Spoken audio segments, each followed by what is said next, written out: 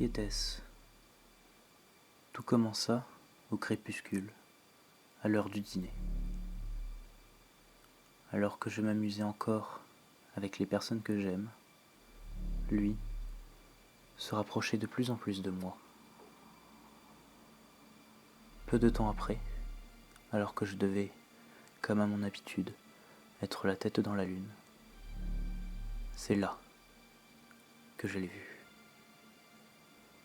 En l'espace de quelques secondes seulement, il m'apparut, derrière sa vitre. Qui était-ce? Une femme? Un homme? Ni l'un ni l'autre. Un être d'une autre planète, un étranger, un alien, quoique je devais également en être un pour lui. J'attendis donc que le soleil se couche et que la lune soit plus haut dans le ciel, pour enfin entamer la mission tant attendue. Le premier contact. Était-il bon ou mauvais? Je me suis dit que je le sentirais quand je le verrais. À quoi ressemblait-il? 6, 4, 2 yeux? Quel âge avait-il, s'il s'était défini un âge? Peut-il communiquer avec nous? Ou alors, était-ce impossible? Que de questions auxquelles j'espérais des réponses. Et la lumière vint, aveuglante lumière, parmi les étoiles. Tétanisé, j'avançais, pas à pas, me demandant ce que j'allais rencontrer.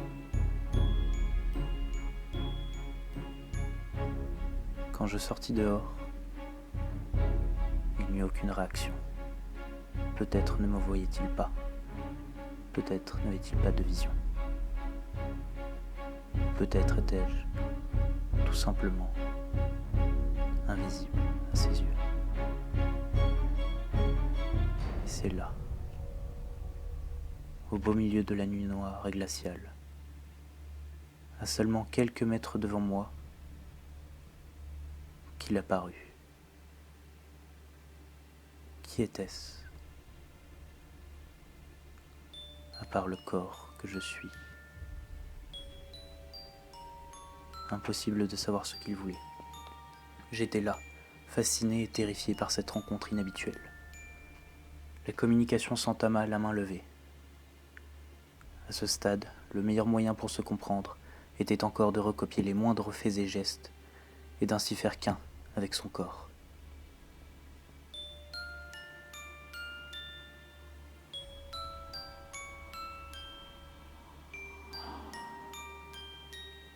Et c'est à cet instant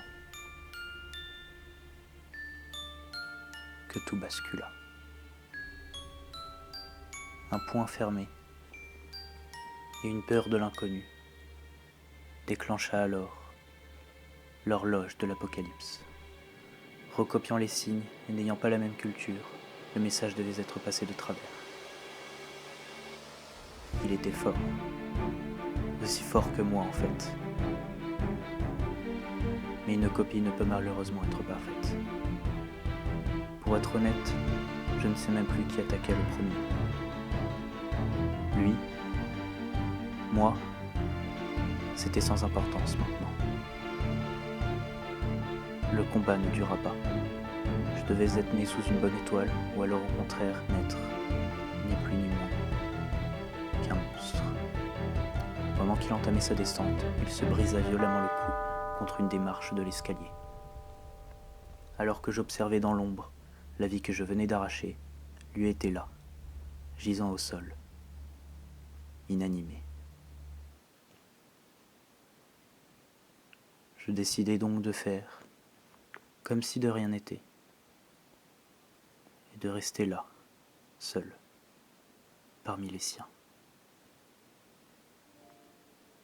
afin d'essayer de répondre à la seule et unique question qui me taraude encore aujourd'hui.